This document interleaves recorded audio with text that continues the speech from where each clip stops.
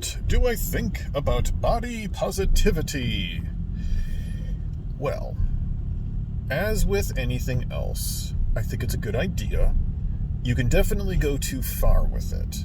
And that's at the point where you are promoting truly unhealthy body types.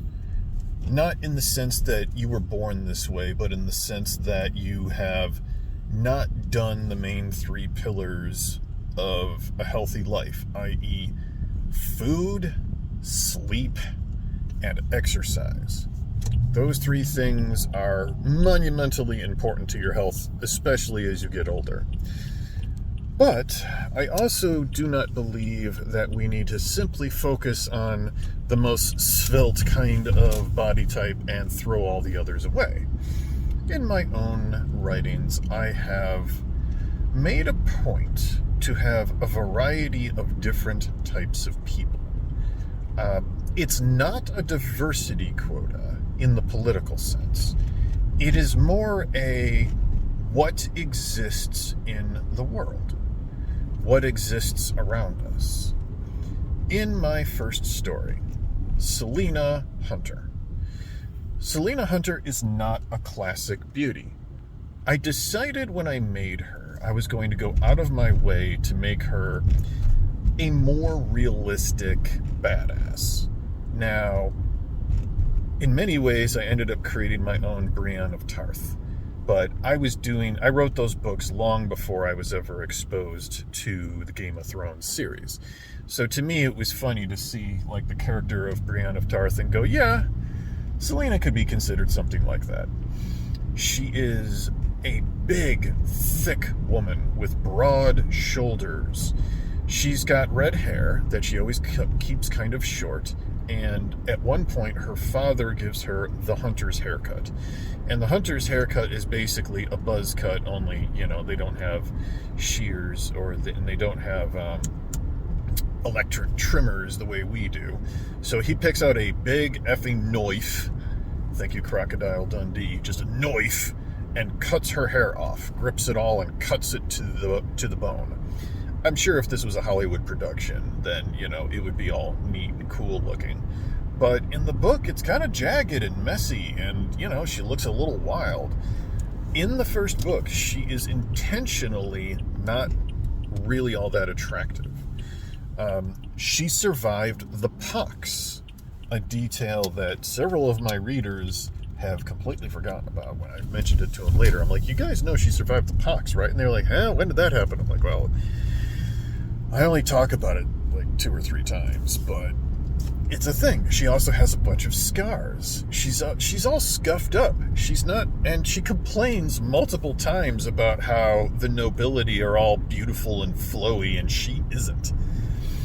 And, I wanted to be realistic. She's a peasant in a medieval society. Yes, it's a medieval fantasy society, but she doesn't live in a place where there's a lot of magic. She doesn't have a toothbrush. She doesn't have, proper grooming supplies the way the nobility does. And so every time she goes into one of these slightly noble areas, or she goes into one of the Baba's homes, she encounters things that are basically modern day products.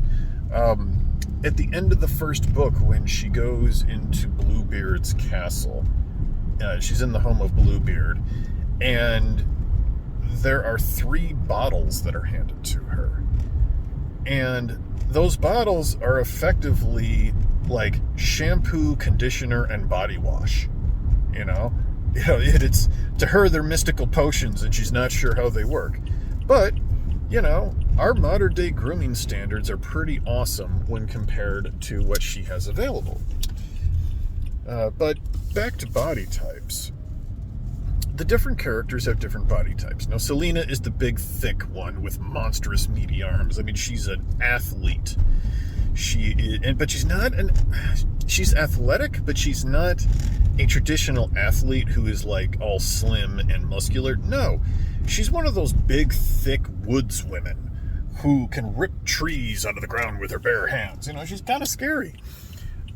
She, at one point, picks up Prince Charming a grown man throws him over her shoulder and then runs around with him. Now, in the original version, she climbed Rapunzel's hair just by her own, badassitude. But by the third edition of the book, I threw a line in there that basically said that according to the legend, anybody can climb Rapunzel's hair, and therefore the magic allowed it to happen that way. Decided to put that in there a little bit more because it occurred to me that I'd written this book with all of this fairy tale magic, and then I had not really leaned into it. I had not talked about it that much. Part of it is because when I wrote the first edition of the book, I didn't have all the bits and pieces figured out yet. So I wrote the story, and then I went back later and went, maybe I should talk about my magic system a little bit more, or put some emphasis in there, some clues. So body types. Me and my ADHD self. Body types. Well, first of all, you've got Selena, who's our big beast of a woods woman. You have Arthur, who's more traditional male. You've got the different members of her village that are, different types of people. But for the human females, or at least the human-looking females, you've got Cynthia, who's Goldilocks, and she is, as I put it multiple times, a little thick. She's chubby, Now, she would be fat by the standards of her time. By the standards of our time here in the United States of America, and, we would not consider her fat. We would consider her a little chubby. But she has, and the reason for that, she eats like a horse, but also she has a lifestyle where she works on a farm. You do not see a bunch of morbidly obese people on a farm. Morbidly obese in America happens because we've all got these desk jobs now. And when you sit around on your keister all day and you work yourself into the ground, and then it's like, no, go to the gym. And you're just like, oh man, I can't go to the gym. Yeah, that's why we're like this. Also, we have these diets that are packed full of preservatives and all kinds of extra sugars. And man, they just load us with carbs, which our bodies are like, I'm going to put that directly into fat. And so, we're basically designed to be that way. But if you live in farmland and the food that you eat is you killed it and you brought it in and you served it up and stuff like that, you're not, first of all, it's a very lean diet. You eat a lot of fruits and vegetables. You eat a lot of, I got this from the wilderness today. There's dried meats and things like that. But you are eating to survive. And then you're going to go outside and you're going to work the bloody farm all day. That is not a, I sat around kind of existence. So even the housewives have a bunch of muscle mass. They go out and they work those fields. You're going to bulk up a bit when you do something like that. So yes, Cynthia is a little chubby. She could also knock your nose out the back of your head if she punched you in it. Because she's strong. She's got stuff going on. Now, Allura is where you encounter your first traditional Hollywood starlet. She's literally been a damsel in distress, up in her tower, and it's not like the Tangled movie where, I'm swinging through the rafters. No, she has been unable to exercise, sitting up in the tower. Now, she has the best beauty products, and she's very clean. Her food is all very good. She's got all that cool stuff. She's had a Baba for her, parental figure. So she is a classic Disney princess. She's super hot. She's just absolutely sheltered and, completely smoking. Okay, cool. There's also a whole thing between Selena and Allura where they have this hate at first sight, and then they got to get over themselves in order to get along and blah, blah, blah. It's kind of cool. When most of the other female characters in the first book,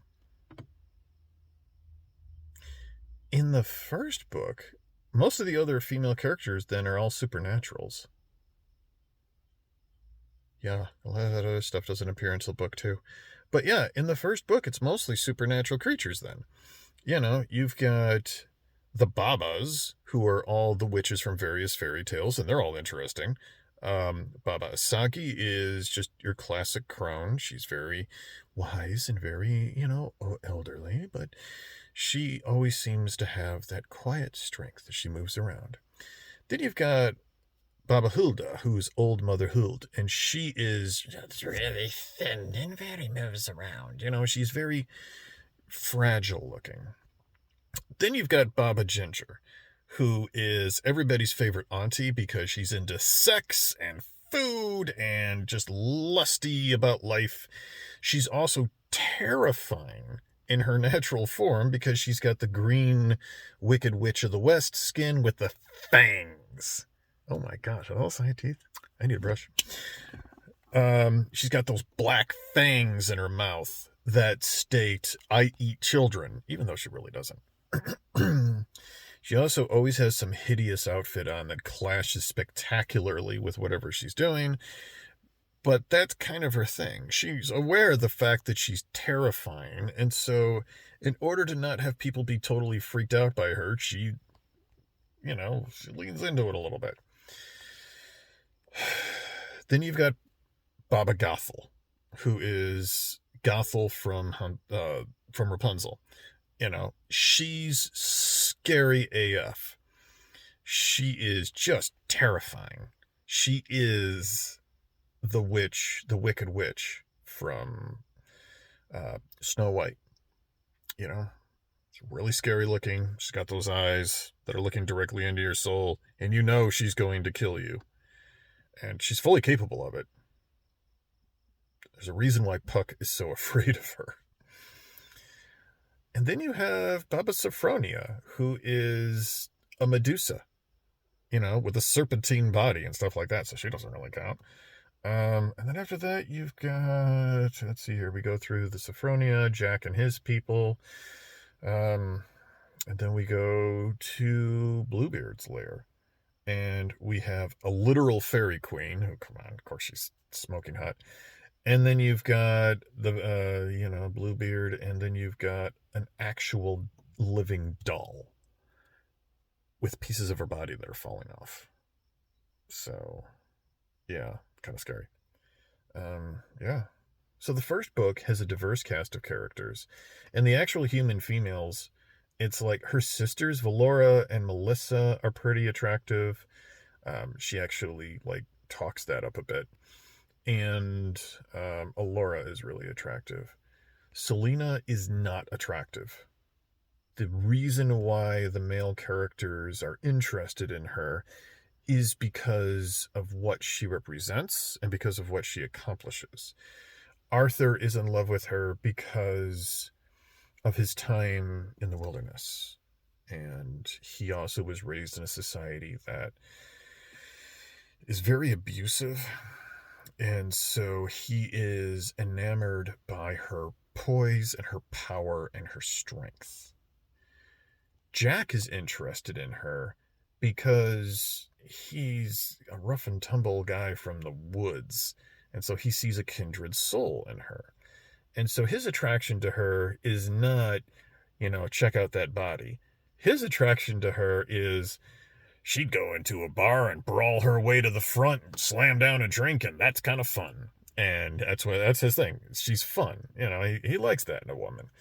She's absolutely not going to do what she's told. Jack is kind of a rogue who doesn't want to do what he's told, so he likes that. He sees a kindred spirit in her, and he's like, yeah, she'd be a lot of fun. Bluebeard is freaking Bluebeard. He's a monster. And those are the three male characters that find Selena attractive. Oh, Puck. He's freaking Puck. He's the literal definition of pansexual. That is to say, he is a high priest of the Greek god Pan. And if you ever want to see the actual definition of pansexual, go to the Wikipedia page of the Greek god Pan, scroll it about halfway through, and you will see a picture of Pan and a goat.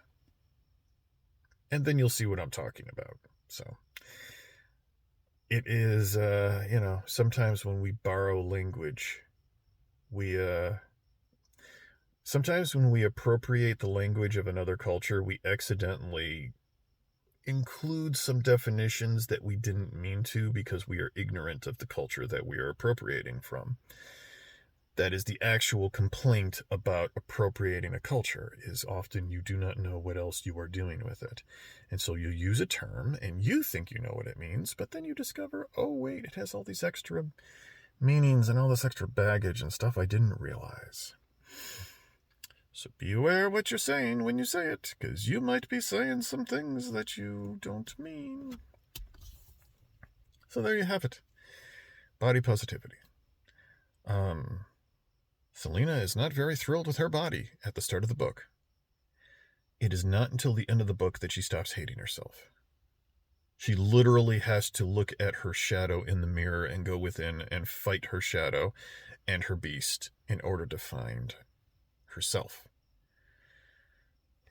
That's what the first book is about. And then in the second book, she becomes supernatural, and the supernaturals tend to all be supermodel hot. And so her body literally starts to change as the story is going on. Of course, then she starts going around in her beast form later on, so whether or not she's hot or not, well, that all depends on how much of a furry you are.